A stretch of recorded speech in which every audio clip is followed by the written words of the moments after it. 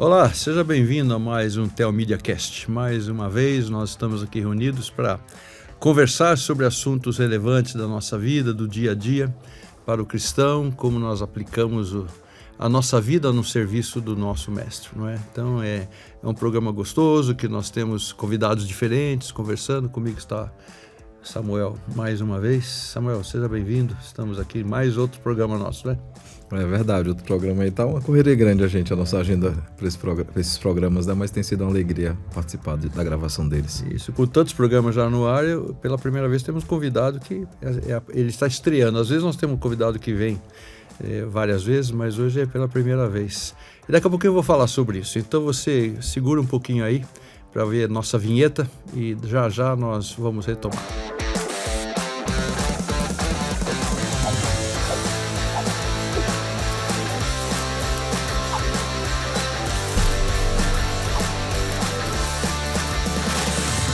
Então, estamos de volta hoje, então, nesse programa Telmídia Cast. Nosso convidado hoje é Antônio Cabreira. Você já ouviu esse nome, já conhece, né? De participações aqui na nossa sociedade brasileira, já foi reconhecido. É um crente de muito tempo, um homem de Deus, tem sido usado pelo Senhor em diversas áreas. Amém. Em diversas entidades diferentes. Ele faz parte da diretoria da Sociedade Bíblica do Brasil, também é atuante no Conselho Deliberativo do Mackenzie, e aí nós começamos a falar de outras coisas, então vamos parar por aí, porque deve ter muitas outras coisas no seu trabalho. Já foi ministro da Agricultura aqui no nosso país, como vocês sabem, e hoje nós vamos falar de alguma coisa que, pelo menos em primeiro momento, que é muito precioso, que eu sei que é muito precioso para ele, que é a história da Bíblia. Ele é um homem que, entre outras coisas, também ama a palavra de duas maneiras, né? Duas maneiras, né? A questão da palavra mesmo, a Bíblia, a palavra de Deus, porque essa é a história que eu gostaria de escutar um pouquinho, mas também por colecionar Bíblias, por guardar Bíblias, por tê-las de uma maneira muito carinhosa. E seja bem-vindo, prazer tê-lo aqui nesse momento. Obrigado, pastor Fernando, é um prazer muito grande estar aqui no Telmídia, pastor Samuel, prazer muito grande, e falar de um assunto que me cativa e que, assim, nos dá uma alegria muito grande no coração, né, da palavra. Não existe nada mais importante do que o destino das nossas almas, né? E para isso a gente precisa entender e comentar mais sobre a Bíblia. Eu não mostrei, mas eu tenho uma sacolinha escondida com umas coisas aqui que eu vou querer já a sua opinião.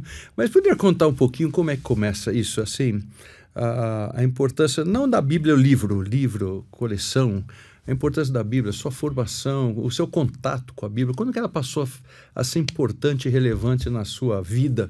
Em que tempo? Há um tempo para isso? Na realidade, eu venho de um lar evangélico, né, presbiteriano, e eu poderia dizer que eu tive um testemunho muito forte da minha avó. E eu ficava impressionando, embora você já frequentasse a escola dominical como garoto, fosse aprendendo aquela coisa toda, mas tinha uma coisa que me atraía muito, era a maneira como a minha avó, ela grifava a Bíblia, né? Aliás, tinha umas coisas tão antigas que nos aproximavam tanto da Bíblia que você não tem hoje. Esses dias eu estava me lembrando daquelas caixinhas de promessas. Sim, né? É verdade. Você tinha aquelas caixinhas e minha avó ia lá, tirava. Então, tudo isso no ambiente, no lar, sempre levava para aquele livro, né? E cada vez mais. E um dia, por curiosidade, eu pedi emprestado por uma semana a Bíblia da minha avó, Davina Carvalho. Aquilo saltou aos olhos, né? Aqueles grifadinhos. E ela fazia com carinho. Uns eram grifados em verdes, outros eram... Usava régua? Tinha umas que usavam régua, outras não. Assim, não, era tudo, sabe? Aquilo bem...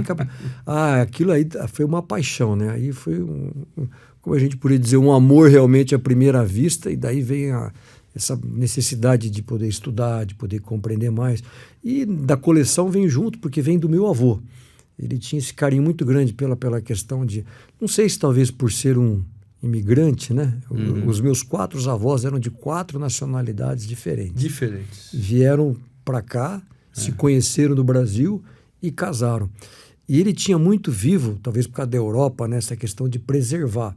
E chegou aqui, o Brasil não é um país dado à preservação de documentos históricos. Pelo contrário, né? Se você vê o estado hoje dos nossos museus, das nossas bibliotecas. Então, aí veio também isso vem passando do meu avô para o meu pai, para mim. Hoje eu tenho uma filha caçulinha que é apaixonada também por livros, Que legal. por preservação. Então, tem uma continuidade nisso, né? E é interessante como as igrejas, no começo do século passado e tal, davam tanta importância à leitura da Bíblia, havia uma certa cultura latente no crente, Sim. né? Era uma coisa assim, começava na leitura das Escrituras, você assumiu o compromisso de batizar os filhos, as igrejas que batizam crianças, algumas não, mas que batizam, e naquele compromisso tinha que ensinar seu filho a ler para que ele lesse as Escrituras. Era muito ligado uma Não, coisa com e uma importância, eu nunca me esqueço, quando a minha avó ela fez 87 anos, e ela teve uma curiosidade, ela nasceu no dia 25 de dezembro. Então nós comemorávamos o Natal e também o aniversário da matriarca, da avó. E assim, quase no final da vida, a alegria dela, e eu inclusive tive que ligar para a Sociedade Bíblica, porque ela fez aquele plano de leitura da Bíblia, e você ganhava um certificado de leitura da Bíblia. E ela queria que chegasse próximo ao aniversário dela. Então, graças a Deus, chegou antes do aniversário, mas a alegria dela, eu não sei nem quantos certificados a minha avó tinha, porque ela leu inúmeras vezes a Bíblia. Então, o respeito, né? A reverência e, mais uma vez, completar a leitura da Bíblia. Então, eu garanto que ela tinha netos, bisnetos, mas ninguém deu um presente para ela que alegrou tanto o coração como ela ter recebido aquele certificado de mais uma leitura completada da Bíblia. Então, a gente perdeu um pouco essa paixão, né? Eu tenho um ináriozinho, que foi o concurso, o desafio na igreja que eu frequentava, meu pai era pastor também, mas eu frequentava e o superintendente de escola dominical disse que quem lesse a Bíblia durante o ano ia ganhar um presente. E eu ganhei, e é um inário, inclusive inário que hoje em dia eu não sei quem usa, inário evangélico, não sei quem usa mais, e está lá, né, por ter concluído a leitura da Bíblia durante o ano. Eu tenho guardado esse inário lá, não é o que eu uso no canto, mas está lá guardadinho o inário também. Numa igreja que eu pastorei, a gente fazia isso, a gente preparou um roteiro de leitura bíblica próprio da igreja, com as informações da igreja, e quem terminasse no final do ano a gente chamava lá na frente, dava um certificado. A igreja toda começava lendo, né? Terminava 2 ou 3 irmãos que de fato concluíam, né? Porque foi se perdendo isso. Aliás, ter Bíblia, muitos hoje tem no celular, tem versão eletrônica, nem leva a versão em papel para a igreja, né? Então hoje é bem diferente a realidade, infelizmente. Eu tenho um problema que eu aprendi a decor o Salmo 23 na versão corrigida. Então eu sou pastor e às vezes nós vamos ler na igreja e tudo, e eu tenho que pegar a Bíblia para ler, porque até hoje eu fico misturando em pastos verdes e as coisas vão misturando, porque eu tenho que ler porque eu costumei. Tem a sua leitura, lembra? Qual que era? Atualizada, corrigida? Atualizada. A minha família sempre veio pela RA. Eu também. Inclusive eu tinha uma Bíblia antiga que era que eu tinha por causa que era revista atualizada, era a ARA, né? E ela era aquela Bíblia do Charles Hyde, anotada. Então a imprensa era americana, então no meio tinha um espaço grande para anotações, nas laterais também, o texto era bem no meio. Então era a Bíblia que eu tinha para anotar. Claro que as notas eu discordava de algumas questões das notas dele, né? Ele é dispensacionalista, mas era a Bíblia que eu usei para anotar as minhas leituras bíblicas, os meus apontamentos. Hoje as Bíblias não tem mais. E, infelizmente tem até Bíblia, a Sociedade Bíblica tem, com espaços para anotação, mas são outros textos, né? Outras versões. A revista atualizada não é fácil de achar. Acho que é mais fácil na NIV, NTLH, NVI e por aí vai. Aí vão umas coisas mesmo. O que eu falei que eu tenho aqui do meu lado, e aqui você conhece isso de trás para frente. Aqui.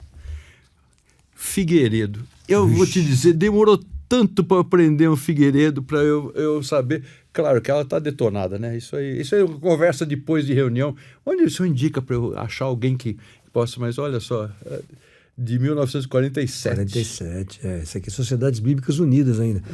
1947, essa Bíblia aqui ela tem um certo valor para quem é colecionador, porque a Sociedade Bíblica foi fundada em 1948. Então essa aqui é a última Bíblia que não foi produzida pela Sociedade Bíblica do Brasil. Pronto, eu tô milionário, eu não sabia dessa. Não, estou brincando. Já tem essa. Eu quero restaurar essa. E essa que eu não tenho, infelizmente, é também Figueiredo, mas ela está faltando as primeiras páginas.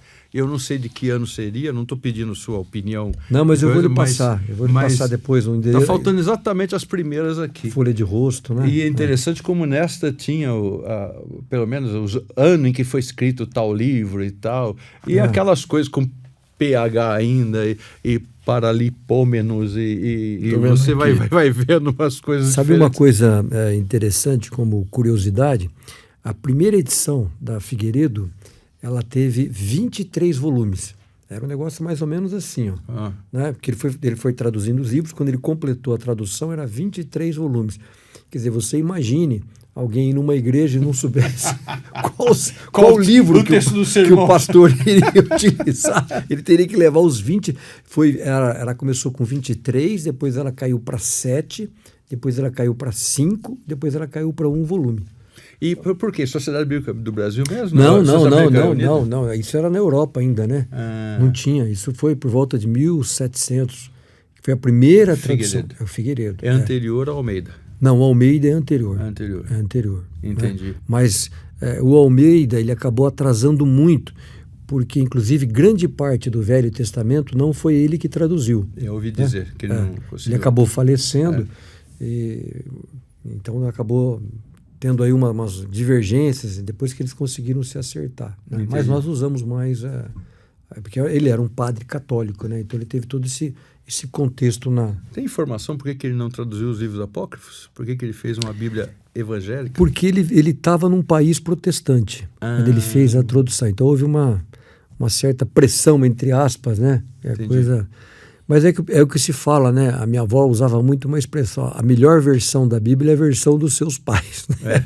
Então, o testemunho, o que eles estão passando. Porque hoje realmente é importante a gente até esclarecer aqui para o ouvinte do Telmídia, né? Que as versões, na realidade, é um ajuste de linguagem. Né? Se você pegar a linguagem de hoje, é apenas uma linguagem mais moderna em relação àquele português clássico ainda da época do Almeida. Envolve também a banca que está fazendo a tradução, né, daquela versão, porque dependendo do pensamento da banca pode influenciar a tradução ou não? Sim, também, né?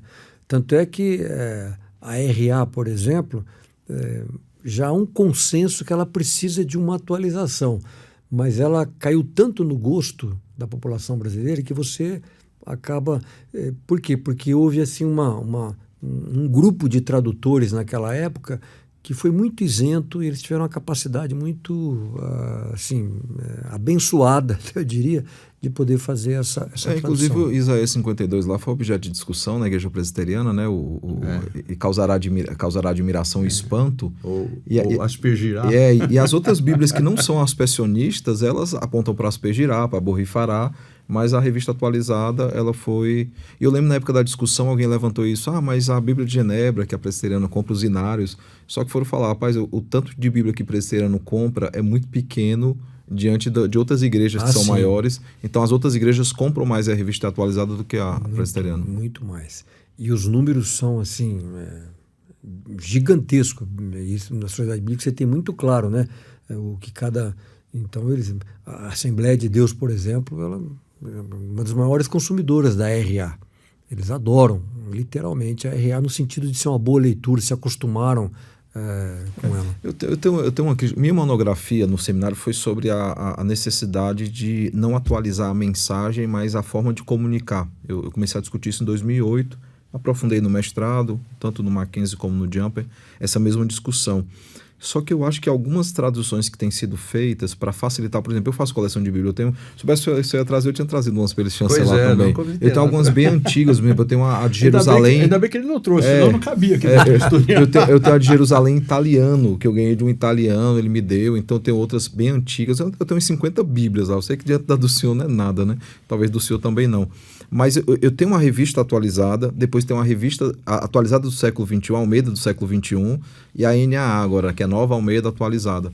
A minha preocupação é que tem alguns termos que a gente vai tentando facilitar para o público e a gente perde textos teológicos, termos teológicos. Por exemplo, quando a gente fala sobre concupiscência e beneplácito, são dois lados de uma mesma moeda, tratam sobre desejos, mas um desejo é bondoso e outro não é bondoso, é maligno, pecaminoso. Só que se você parar para traduzir para desejo, e eu sei que nenhuma versão traduziu, mas não usar mais beneplácito ou concupiscência é um problema. Ou, por exemplo, a própria século XXI, ou a NAA, eu estou na dúvida agora, pegou lá João 3,16, né, porque Deus amou o mundo de tal maneira, e a tradução ficou porque Deus amou tanto o mundo. parece a mesma coisa, mas para mim tanto é mais palpável do que de tal maneira que não tem como mensurar. Então a gente acaba perdendo palavras teológicas que quando, por exemplo, propiciação, quando a pessoa vai estudar teologia, ela se perde, ela não vai conseguir entender. Isso tem. E nesse ponto uma coisa interessante. Hoje, por exemplo, eu sou um admirador da NTLH, da linguagem de hoje, porque de tudo que tem é o que mais facilita. Então, até que a gente tem, por exemplo, um projeto que chama Com Cristo no Cerrado, ele voltado para a área agrícola, e a gente fez uma série de bíblias, a gente faz um encontro técnico, por exemplo, chama lá a maior autoridade de algodão, de soja, e faz um evento técnico, mas no final da apresentação recebe uma bíblia. E a gente optou pela NTLH, porque quer queira ou quer não, de tudo que está aí, isso, porque eu acho que toda tradução, por incrível que pareça, mas a gente tem que entender quem vai ser o leitor. E aquele que nunca teve familiarizado com uma Bíblia, a linguagem de hoje, ela é mais acessível. Pelo menos para despertar aquela paixão, o gosto. Mais do que a NVI? Eu acho mais. Hoje, para mim, na linguagem de hoje, eu acho que é um... Quando ela foi lançada, ela trouxe uma polêmica tremenda, né, entre as denominações, inclusive a que eu pertenço, né? Sim, eu sei, eu estava na Cidade Bíblica. Lembra dessas, né? Agora... Mas ela foi também, até pelo próprio nome, né? Linguagem de hoje, ela tem sido atualizada mesmo, né? Não é a mesma coisa que surgiu lá na década de 80, de 70. Aquelas críticas foram recebidas, elas foram... E eu não estou aqui para defender. Sim. Eu estou apenas dizendo dessa variedade. Mas se a gente lembrar bem, por exemplo, a Bíblia de Genebra de hoje, ela não tem nada a ver com a Bíblia original de Genebra. Tanto é que é tão interessante. E a Bíblia de Genebra, assim, os historiadores falam que a primeira Bíblia de estudo realmente foi a Bíblia de Genebra. Mas o ímpeto dela, ela realmente contra o direito divino, que é um tema que hoje ficou tão pacificado que todo mundo sabe que um rei não é algo ungido por Deus, não é um direito divino, mas o destaque dela eram aqueles versículos que tratavam da oposição ao governo daquela época. E esses comentários eles nem estão mais hoje, a preocupação nossa hoje é outro. Então, também essas traduções e versões, elas acabam se adequando ao leitor, né, de 200 anos, 300 anos, ao leitor de agora, e quem sabe o leitor do futuro, né?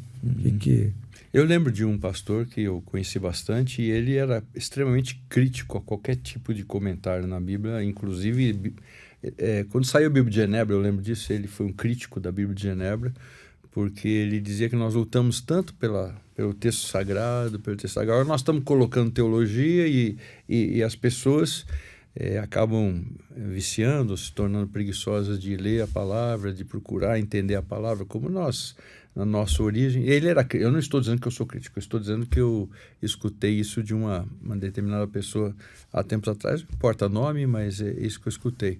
Agora eu tenho Bíblias com comentários mais variadas, nem sempre os comentários eu estou de acordo com eles, alguns são excelentes.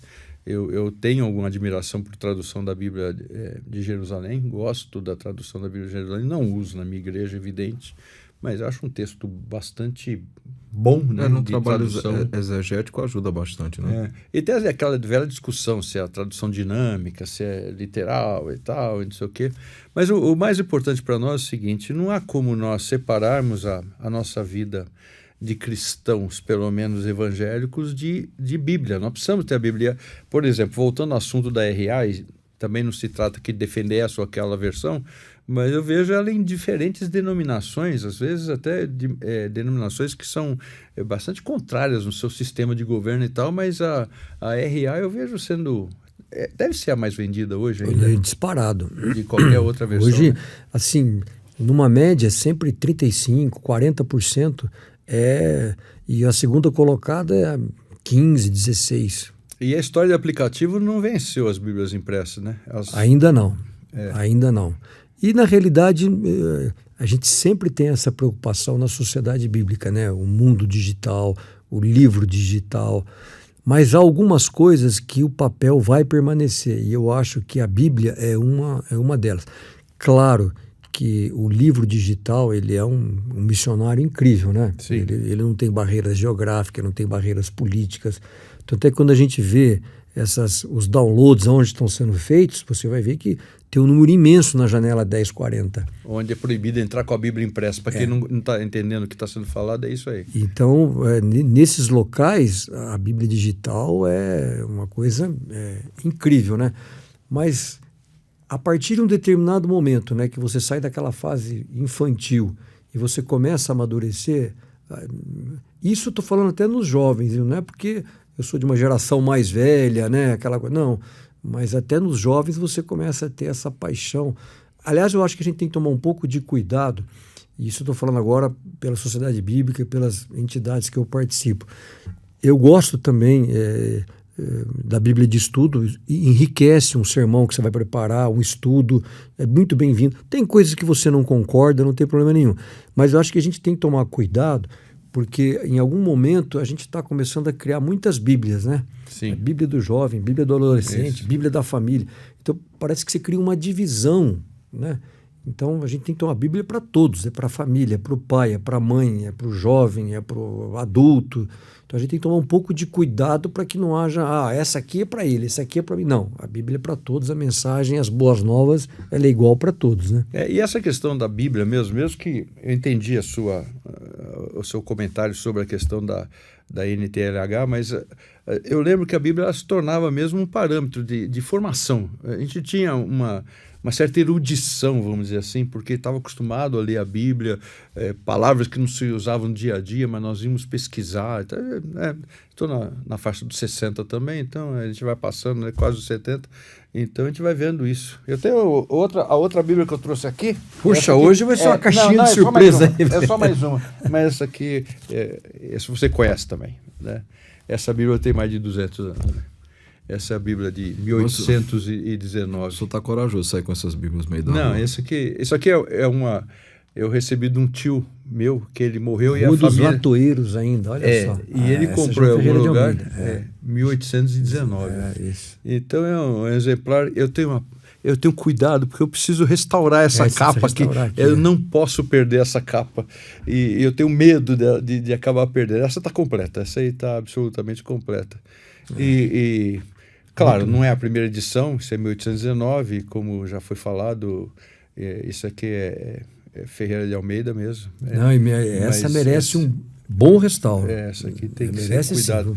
Mas é interessante, né? A família falou para mim, você não quer olhar lá uns livros lá? O tio, era meu tio, né? Seu tio faleceu, então você vê lá o que você quer. Eu chego lá, tem uma Bíblia. E ninguém quis ficar com essa Bíblia.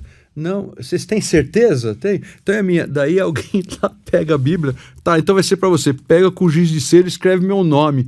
Eu falo, gente, não podia estar meu nome escrito.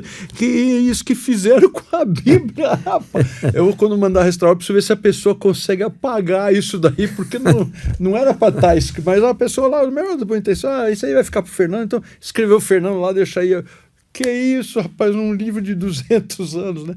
Isso é couro, né? Como era antigamente. Eu pego muita briga assim, discussão com a mulher, porque eu tenho muitos livros. A minha biblioteca, ela é grande. Para a minha idade, eu acho ela grande. E ela tem o costume de ler escrevendo no livro. Eu tenho um problema com isso. Eu tenho, mas os meus livros. Não, então, aí quando ela vai ler um livro, ela quer escrever, eu falo assim, amor, deixa eu comprar outra cópia. Eu tenho um problema, eu tenho um toque. Se sair 10 edições de um livro, eu compro as 10 edições. Eu tenho, por exemplo, do Spru, Eleito do Spru, eu tenho todas as edições, Família da Aliança, enfim, todos os livros de teologia que eu tenho todas as edições. Eu falei assim, amor, deixa eu comprar outro exemplar, e você anota, você fala o que você quiser, mas e ver o nome desse escrito na Bíblia. Não, isso aqui, quando eles me entregaram, eu vi isso, eu falei, rapaz. Mas tudo tem um lado bom, viu, reverendo, para ter uma noção disso. Eu sou um colecionador, eu adoro essa parte. Eu vi lá, eu fiquei muito tentado de visitar lá, eu vi o vídeo. Uma das coisas interessantes, os primeiros missionários que chegaram aqui, eles também tinham uma coleção, bibliotecas que a gente procura resgatar. É muito difícil isso, né? Então eu tenho muitos livros do Blackford, do Simonton, e é interessante, por exemplo, que eles também faziam as anotações nos livros. Naquela época, E o que é interessante, por exemplo, há uma preocupação muito grande deles, você percebe pelas anotações e divergência entre eles, quando você... Eu ainda nunca tive o tempo de poder fazer uma comparação, mas você percebe nitidamente que havia uma divergência se os oriundos da Igreja Católica deveriam ser batizados ou não. Então, nos comentários, eles grifavam. Então, é uma maneira também de você tentar entender a igreja daquela época, às vezes por esses caprichos de comentários, ou de rabiscos, como a gente chama, que não dá... Hoje a gente pode escrever artigos, né? A diferença é porque a gente pode escrever, publica e tudo, por isso que eu evito riscar. Eu sou um fã do impresso por causa disso, porque eu estou lendo a Bíblia todo ano, seguindo o esquema da Sociedade Bíblica, 3 capítulos por dia, 5 no domingo e tal, e aí acabo, eu ponho o ano, e às vezes dou para alguém e tal, aí eu abro outra, porque eu gosto de escrever. Eu, por exemplo, me desculpando aí, o representante da SBB, eu não me conformo que os pronomes referidos a Deus estão com letra minúscula. Então, a minha Bíblia, todo pronome que é referido a Deus, eu escrevo a letra maiúscula a ele, eu ponho o E maiúsculo, aquele eu ponho o A maiúsculo. Mas é claro, não é uma crítica assim para a Bíblia não estar errada. É que eu faço isso nas citações. Eu vou fazer um artigo, aí as citações eu coloco em letras maiúsculas e faço a observação, ó. Eu coloquei em letra maiúscula, porque a citação tem que ser ipsiliteris, o que está no texto, né? Mas eu faço esse apontamento. Mas essa Bíblia que eu tinha do Charles Hyde, que eu comentei ela toda. Nossa, tinha muito material assim que dava para fazer uma Bíblia de estudos, entre aspas, né? Aí eu fui visitar uma vez o seminário de Recife, um seminarista, ele viu a Bíblia, eu falei assim, que Bíblia legal, tá, isso aqui. Tem uns problemas em alguns comentários aqui do editor, mas é uma Bíblia boa, revista atualizada, tem um espaço bom para anotar. Você não quer me dar de presente, não? Mas assim, na cara do... É seminarista desse jeito mesmo. E eu dei de presente, o pior foi isso. Eu fiquei tão constrangido com o pedido. Eu falei assim, cara, toma, e dê a Bíblia. Quem sabe tá escutando agora vai lembrar. Vou procurar me devolve a Bíblia, pelo amor de Deus. Me devolve essa Bíblia. Mas eu dei a Bíblia e eu fiquei constrangido. Eu não achei mais, porque era a imprensa americana. Eu acho que no outro ano, assim, após eu ter comprado, passou a ser a imprensa brasileira. Eu nem vejo mais a Bíblia anotada do Charles Hyde, eu nem vejo mais no mercado. E não achei mais com esse espaço para anotações que fosse revista atualizada. Então você que está escutando aí o programa, então saiba o seguinte, pastor Procure Samuel Ribeiro, assim. ele é pastor da igreja Betânia, não, agora chama Igreja Aliança, que fica lá em Pinheiros, tá bom? É só você passar lá e devolver a Bíblia para ele. Eu vai na rede social aí, Samuel B. Ribeiro, e fala comigo, eu quero de volta. Mas a questão toda para nós é o seguinte, nós dizemos por confissão, né, que a Bíblia é a palavra de Deus, ela é a única regra de fé e prática e assim, as paixões por edições, ver como eram feitas e esses detalhes todos que nós estamos falando, mas para nós realmente o fundamento da nossa fé está aqui, né? Então, com aquela liberdade, aliás, é o tema da Reforma, né? Isso lá na Reforma, lá no começo, né? Lutero, no comecinho, estava indignado com a venda das indulgências, como está gravado num podcast. Depois vocês escutem aí, procurem aí o podcast com o reverendo Alderi, mas no fundo era isso, a importância é o sola escritura e para nós a Bíblia é de fundamental importância. Daqui a pouquinho nós voltamos a conversar, nós vamos ter um pequeno intervalo agora e já, não sai daí não, já nós estamos de volta. Para ajudar você a crescer na graça e no conhecimento de nosso Senhor e Salvador Jesus Cristo, nos 7 dias da semana, conheça a Telmídia. Uma plataforma de vídeos com diversos cursos, palestras, filmes, séries, documentários, música e desenhos animados para toda a família. Assista no seu computador, celular, tablet e até na TV. Acesse pelo site telmedia.com e faça uma inscrição gratuita. Telmídia. Assista quando quiser, onde quiser. Pronto, voltamos, vamos continuar essa nossa conversa muito gostosa, muito agradável aqui hoje com o nosso irmão Antônio Cabreira. Ele não é pastor assim na igreja que ele é membro, ele não é pastor ordenado, mas é pastor, porque é um presbítero, não sei se você sabe o significado disso, mas presbítero é aquele que é ancião, conhece a palavra, então ele é pastor da igreja dele também. E isso para nós é um prazer. A conversa está indo muito boa, mas vimos que há outros caminhos para andar. E o Samuel deu uma provocadinha aqui no começo, então eu vou passar a palavra para ele introduzir e trazer esse assunto para nós conversarmos aqui nessa mesa. Então, quando eu soube do convite, né, eu conheci o museu de vídeo, né, nunca fui lá ainda, espero um dia, se Deus permitir, também. E comecei a olhar o currículo do senhor, as medalhas lá que o senhor recebeu, a atuação com o senhor. O senhor já leu, você cansa de ler, porque é muita coisa. Tá bom, Abre com a Rio Branco e vai às outras. E tinha lá, ele é o criador do Fé e Trabalho, que é um Instagram que eu já conhecia, mas não tinha ligado a pessoa ao trabalho em si. Eu acho que era bom a gente conversar sobre isso também, né? Como é que tem sido o Instagram, como é que tem sido essa atuação, conversar fé e trabalho, a importância aí de termos na nossa igreja não apenas pessoas que são bem-sucedidas no mundo, trabalhando neste mundo, mas especialmente pregando o evangelho também. Isso foi interessante, foi um desafio. O Billy Graham talvez tenha sido o maior evangelista do século XX, né? E é interessante que no final da vida ele cria uma expressão que muita gente repete, que ele fala que ele acreditava que a maior cartada de Deus seria a utilização do homem de negócios. É interessante essa declaração dele, porque ele poderia falar da janela 1040, do movimento missionário na Ásia, na África, mas ele faz referência ao homem de negócios. Então, é uma coisa interessante. E o Fé e Trabalho vem nesse sentido. O homem de negócios, e não precisa ser um grande empresário, um pequeno comerciante, o sujeito que tem uma pastelaria, uma borracharia, ou o sujeito no local de trabalho, ele sendo um funcionário, eu ainda enxergo ele como um recurso divino muito pouco utilizado. Porque Deus prepara umas surpresas para a gente na divulgação da palavra, só para fazendo a transição, né? Eu me lembrei de um fato agora, a gente estava falando de Bíblias, e tem os gideões que tem... O que são os gideões? Os gideões, para mim, ele faz muito bem essa conexão da fé e do trabalho, porque o gideão ele tem que ser um profissional liberal. Então ele tem que ser um médico, ele tem um agricultor, ele tem que ter uma profissão que se sustente, ou um trabalho, e aí ele pode dedicar parte do seu tempo na divulgação das boas novas.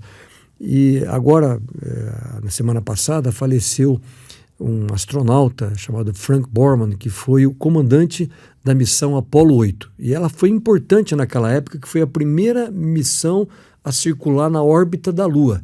Então aquilo foi uma coisa assim incrível.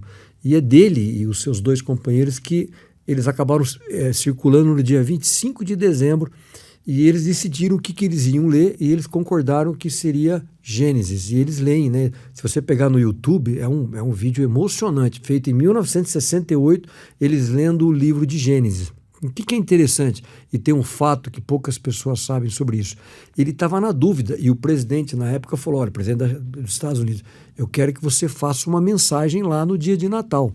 E aí ele estava em dúvida o que ele ia fazer. Ele estava num hotel, e uma das missões de um gideão é colocar uma Bíblia num quarto de hotel. Ele abre a cabeceira do lado da cama e encontra uma Bíblia. Poucas pessoas sabem.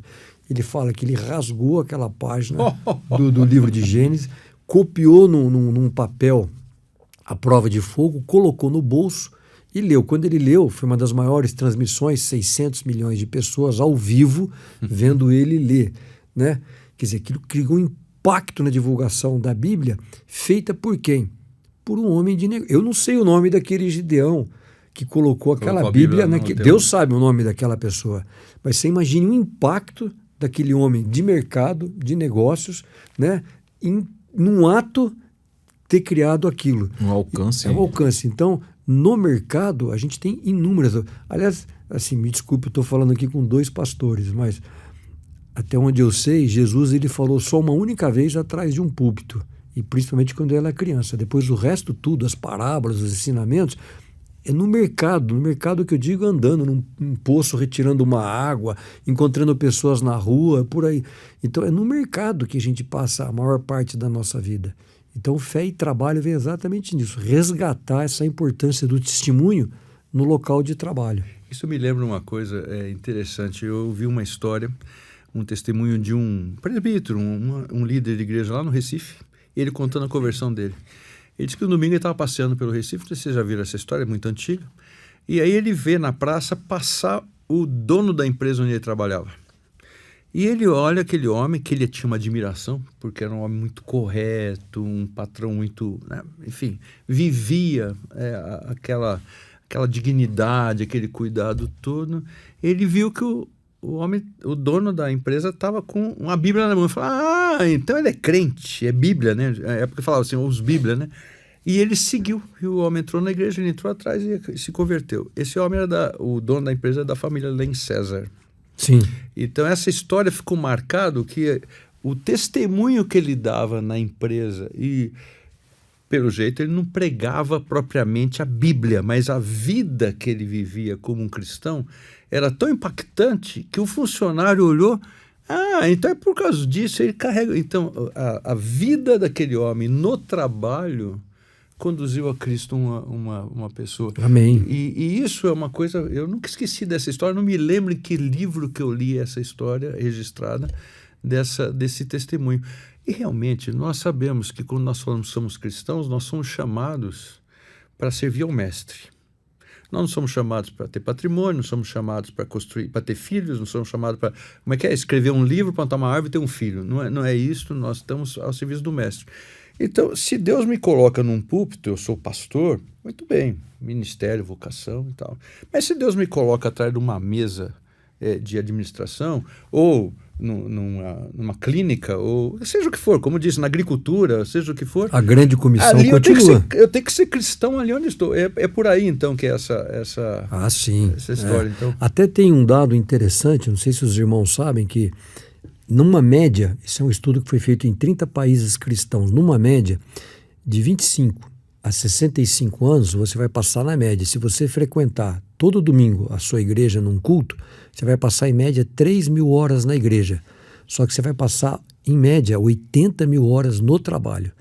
Então não tem como, a fé não está associada ao trabalho. A maior parte da nossa vida nós vamos passar no trabalho, muito mais do que num banco de igreja. E uma das coisas que me impressiona nos meus colegas do agro, qualquer pessoa que eu encontro, às vezes a pessoa fala, olha, puxa, eu queria, olha, a hora que eu melhorar um pouco, melhorar minha renda, a hora que eu me aposentar, eu vou dedicar mais a... E eu pergunto, por que não agora? Exatamente. Né? Porque a gente, como empresário, a gente sempre... eu não tenho tempo, né? Puxa, eu não tenho tempo. Eu sempre gosto de brincar e falar o seguinte, olha, se você soubesse quem você vai encontrar lá na frente, eu te garanto que você ia arrumar todo o tempo agora para encontrar essa pessoa, porque o critério nosso hoje de uma agenda de quem está no mercado é com quem que eu vou falar, é um cara importante, é um banco que vai me dar um financiamento, eu tenho tempo que eu preciso falar com esse cara. Então, avalie bem, né, com quem você vai falar, com Jesus, e abra um tempo na agenda agora para ele. Eu gosto muito de brincar, a gente fala muito da janela 1040, que é aquela posição geográfica explicando onde estão os povos, né, menos alcançados. 86% dos budistas, hinduístas, do Islã está nessa... Eu sempre brinco, nessa janela é o sonho, né, da garotada que vai para o seminário, quero ser um missionário na janela 1040, quero ir para lá e tal. E eu brinco, e a janela 818? Mas o que é isso, 818, já entendi. Que beleza. A janela 818 é o teu horário amanhã de trabalho. Das 8 às 18. O que você está fazendo nessa janela? Porque você também pode ser um grande missionário ali, né? Eu fui ovelha, né? Ele já era emérito do reverendo Andir Cortez, falecido já, filho do reverendo Natanael Cortez, foi presidente do Supremo Concílio, e ele encerrava todo o culto que ele, como emérito, ele pregava uma vez por mês, e ele encerrava... Era muito comum na oração dele dizendo assim, Senhor, e mesmo encerrada a liturgia dessa noite, que ela continue nas nossas vidas, dessa semana que se inicia. E, de fato, eu entendo que o domingo é o dia do Senhor, é o dia dos dias, mas a gente tem uma semana toda que a gente não pode se desconectar do que nós somos. Nós somos crentes, testemunhas de Jesus, e a gente precisa testemunhar durante a semana. Claro, com sabedoria. Uma vez eu conversando com um jovem, ele falou, pastor... Minha chefe me chamou a atenção porque eu estava lendo a Bíblia. Eu falei assim, mas você estava lendo na hora do trabalho? Eu falei assim, Eu disse, não, na hora do trabalho você vai trabalhar. Você tem seu horário de descanso, você tem horário livre, aí você vai ler a Bíblia, você vai pregar para alguém, mas durante o trabalho você tem que testemunhar trabalhando. Mas Posso falar uma coisa que eu lembrei agora aqui, para descontrair um pouco? Não sei se os irmãos conheceram o reverendo Antônio Elias. Sim. Eu gostava muito, eu admirava. Ele era de Catanduva, eu sou de São José do Rio Preto. E tem uma curiosidade, que eu tenho uma das minhas tias que fez a profissão de fé na mesma data, no mesmo dia que o reverendo Antônio Elias. Ele era alfaiate na época. Então eu assistia muito, garoto, as pregações dele, eu gostava muito. Ele puxava muito a orelha nossa, dos presbiterianos. E um dia ele estava almoçando na casa da minha avó e ele contou aquelas histórias que ele tinha aquele jeito acaboclado de conversar. Ele falou assim, olha, você sabe que eu conheci uma empresa, aquele jeito brincalhão dele, lá no Rio de Janeiro, que agora eles só querem contratar os presbiterianos, né? Ah, mas... Minha avó, mas por quê? Aí ele falou, foi conversar, qual é a razão? Falou, nossa, esses assembleanos, desculpe que eu estou falando do jeito que ele contou ipsis litteris, né? Esses assembleanos, eles não param de falar de Deus no trabalho, toda hora falando de Deus. Não falam nada. Agora, eles não falam nada, trabalham... Agora ficou ruim para nós. Não, eu tô dizendo, eu uso muito isso e falo da igreja. Falou, olha, a gente não pode ganhar esse campeonato aí do reverendo Antônio Elias. Então a gente tem que realmente, mas tem que dosar isso, né? Para que a gente eu trabalhei, antes de me dedicar integralmente ao pastorado, eu trabalhei na iniciativa pública, depois na iniciativa privada. E era impressionante, os crentes, eles iam um extremo ou outro, né? Ou eles não testemunhavam nada, ou eles às vezes nem aproveitavam o tempo de trabalho. Da forma correta. E aí teve um caso específico de um rapaz que, nossa, ele dava um mau testemunho absurdo no trabalho. E um dia eu cheguei para ele e falei, cara, não fala que é crente. Não fala, é melhor. A melhor forma de você testemunhar aqui é não dizer que é crente. Porque o cara dava um péssimo testemunho de horário, dava um péssimo testemunho de carga de trabalho, era um cara que reclamava o tempo todo, era um cara que era insubmisso. Nossa, ele deu um trabalho muito grande. Eu fui chefe dele de setor, o cara deu um trabalho enorme. Outras pessoas que trabalhavam, que entravam em brincadeiras que não deveriam entrar. Então tem todo esse perfil, né, de pessoas que poderiam aproveitar de fato às 8 às 18 para testemunhar e não testemunham. E também, quando a gente fala fé e trabalho, resgatar a importância do trabalho. Eu percebo hoje que a sociedade moderna, cada vez mais, ela está se afastando do trabalho, literalmente. Se você pegar a garotada mais jovem hoje, o que eles mais querem é menos trabalho. Até que eles não estão tão... Você não está falando de ética no trabalho, você está falando de trabalho mesmo. Trabalho. Até que o Brasil, não sei se vocês sabem, é um dos países que tem um dos maiores percentuais daquela geração nem, que nem estuda e que nem trabalha. Então, assim, tem... Aliás, nós temos todo um arcabouço, né, de Estado jurídico que, de uma certa forma, desvaloriza o trabalho. Então, eu acho que nós temos que o trabalho define o que nós somos, né? Não tem nada tão... talvez não tenha um dos livros mais rigorosos contra a preguiça, o ócio, do que a Bíblia.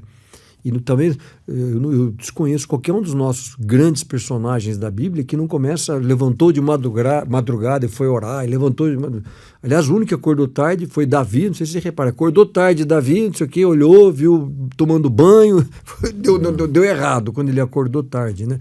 Então, eu acho que a gente precisa resgatar um pouco a importância do cumprimento do horário, da carga de trabalho, dessa questão, né, de ser indisciplinado. Isso não é... É uma frase bem brasileira. Eu não sei quem que inventou o trabalho. Né? Trabalho é aquela coisa de quem deu uma maldição. E não é. O trabalho é uma bênção. Já existia trabalho antes, né? Ele só ficou mais trabalhoso. Sim, o trabalho ficou mais difícil, mas assim, ele já existia antes. Eu estava conversando com alguém sobre Novos Céus e Nova Terra, eu falei, mas a gente não vai ficar sentado lá deitado numa rede, cantando o tempo todo. Pondé esses dias falou isso. Eu não quero essa vida. Vai lá, imagina, no céu, não fazer nada. A gente vai trabalhar. Não entendeu nada, né? Aliás, a Bíblia, a gente estava falando de Bíblia, 800 vezes, dependendo da tradução, no mínimo 800 vezes a referência ao trabalho.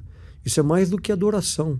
Isso é mais do que oração. Então Deus está querendo mostrar uma coisa muito clara dessa importância. E na reforma tem um resgate do trabalho, né? Sim. Porque até então havia uma dicotomia entre o trabalho que era sagrado e aquele que era profano, né? O sagrado era o sacerdotal, o profano era qualquer outro, o trabalho secular. E a reforma entende que tudo que é lícito, claro, todo trabalho lícito, ele glorifica a Deus, ele é sagrado diante do Senhor.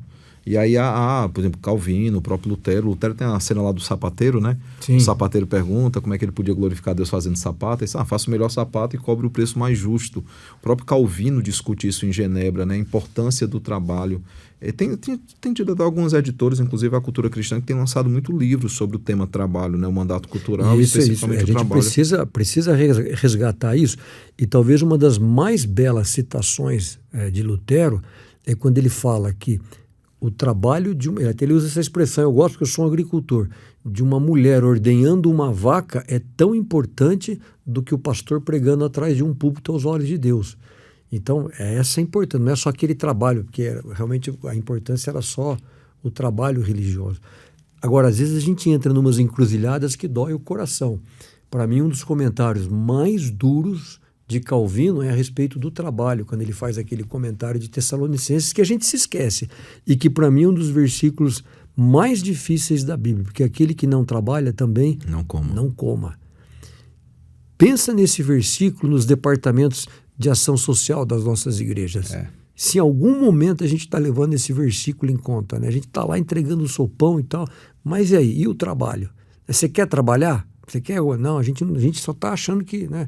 Então esse versículo, eu acho que ele precisa ser redescoberto pela igreja cristã e resgatar. Eu gosto muito de um trabalho feito por um pastor presbiteriano, do reverendo Hildo, que é a Missão Vida, que resgata essa população de rua. E no final... Aquele de Goiás? É isso. Baseado em Goiás, né? Isso, lá em Cocalinho. A gente levou lá para São José do Rio Preto. Na realidade é isso, né? Você resgata essa população de rua e reintegra ela na sociedade. Porque a gente enxerga um mendigo sempre com apenas uma boca a mais a ser alimentada. Mas ali o que você tem que enxergar? Um talento, uma vocação de Deus que está sendo desperdiçada pela sociedade. Aquilo tem que ser resgatado, né? Ele sai dali como um jardineiro, como um eletricista, como um pedreiro, eu não sei, né? Mas ele... É isso que traz dignidade, né?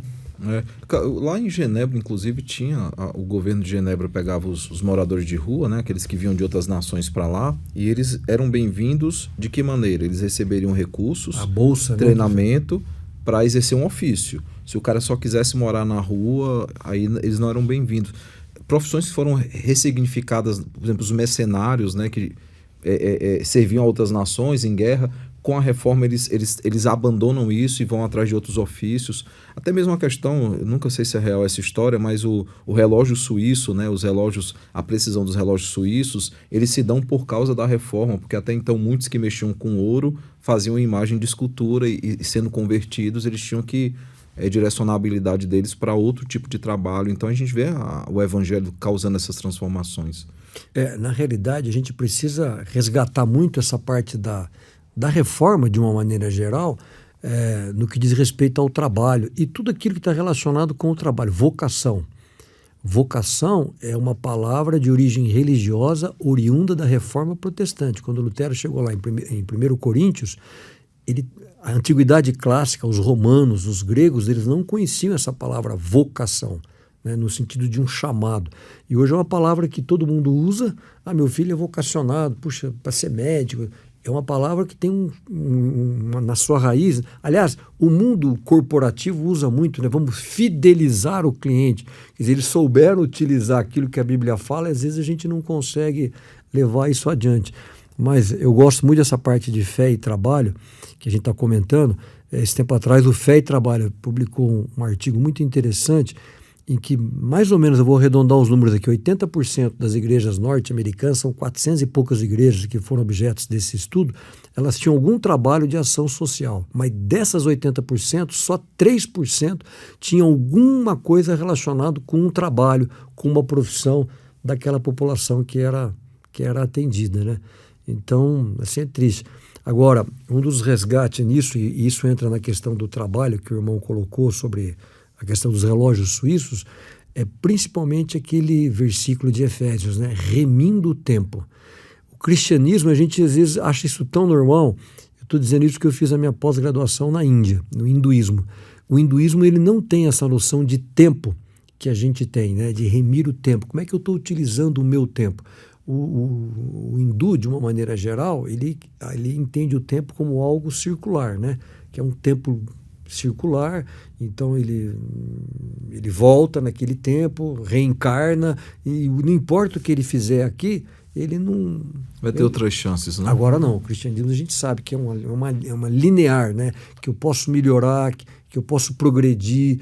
Então essa consciência veio, né? Max Weber fala muito sobre isso. Então os relógios suíços veem um pouco nisso, é a terra da reforma, com essa questão de eu calcular bem o tempo, né? Que é uma contribuição, desculpe, né, mas eu estou falando que é uma contribuição da ciência. Você vê aquela questão do geocentrismo, toda aquela discussão que não começou com Newton, né, mas começou, não sei se vocês sabem, havia uma pequena diferença na órbita de Marte, mas era questão de segundos, né? E lá atrás Copérnico falou assim, não, mas o meu Deus é um Deus perfeito, a lei dele também é perfeita, tem alguma coisa errada nisso daqui. E aí ele vai indo, aí tem toda aquela questão que a gente acabou chegando nos dias de hoje. Mas então, também na contribuição da ciência, que às vezes tem essa imagem errada, né? A religião foi contra a ciência. Não existe nada disso, pelo contrário. Na verdade, foi um campo que a gente perdeu, né? Porque a ciência sempre andou junto com a igreja, né?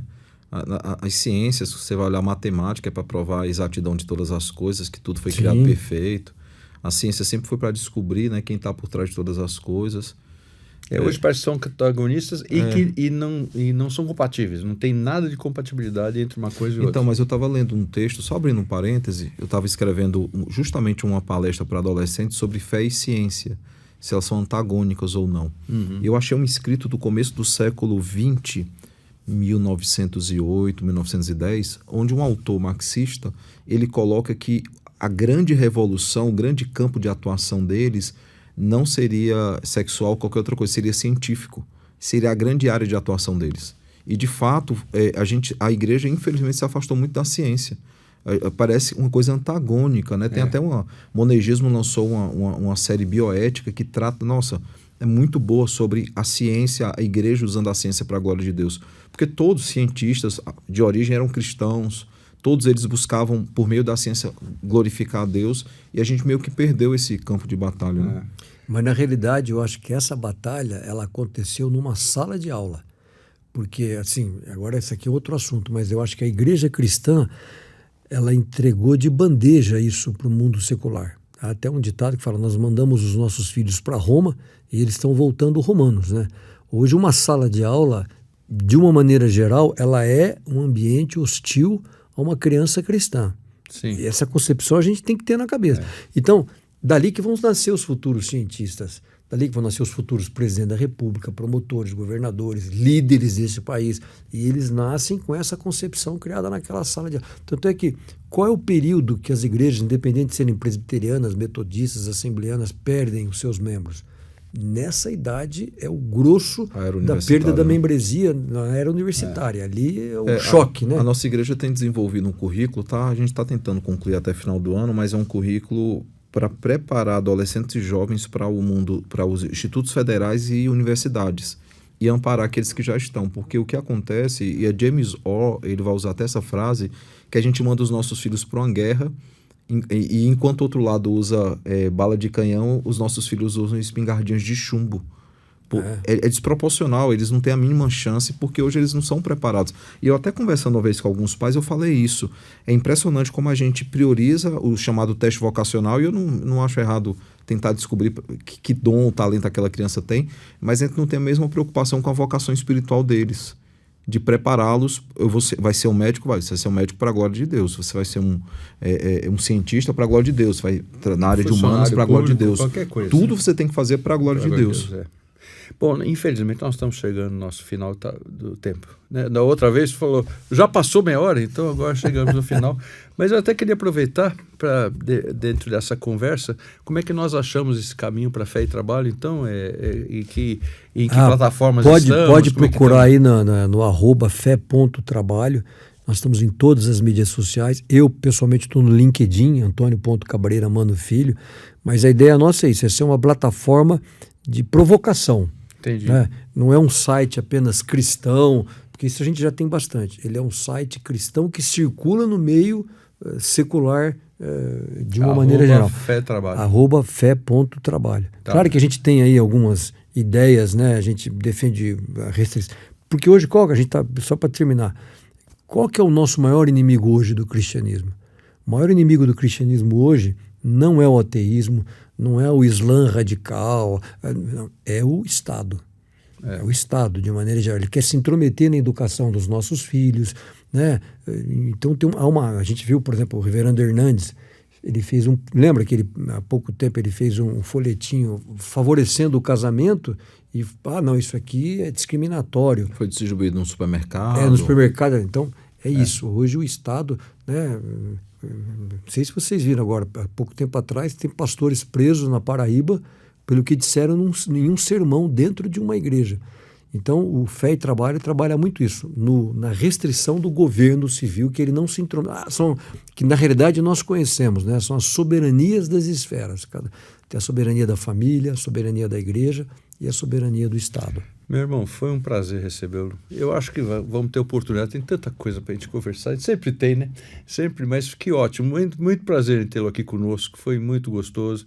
Em todas as partes, você que está nos escutando, você pode acessar as nossas diversas áreas de trabalho, né? Dentro da nossa teomedia.com. Você entra na teomedia.com, você vai ter as informações todas as horas. Nós temos lá rádio, nós temos lá blog, nós temos o TeoMediaCast, diversas coisas. Você pode baixar gratuitamente o teomedia.com lá, o aplicativo nosso, e você assim tem acesso a diversas coisas, filmes, a comédia antiguíssima, tem filmes antigos da igreja que nós conhecemos, tem muito material lá que você pode acessar. Se você quiser ser um parceiro da gente, maravilha, aí seria ótimo, porque é claro que nós aqui não estamos vendendo comercial, mas seria muito bom, você vai ter as informações lá também para ser um parceiro da Teomedia, teomedia.com. Muito obrigado pela sua participação. Eu sei que foi uma correria para estar aqui, mas isso é muito bom. Deus abençoe, viu? Amém. E parabéns pelo trabalho. Bacana isso. Deus os abençoe. Amém. Samuel, Deus te abençoe, te guie. Como eu falo, você falou alguma coisa que eu falo na igreja, a gente vai sair do culto na igreja, mas não vai sair da presença de Deus. Nós vamos sair desse momento, mas vamos continuar no trabalho nosso diante do Senhor. Amém. Até nos encontrarmos outra vez.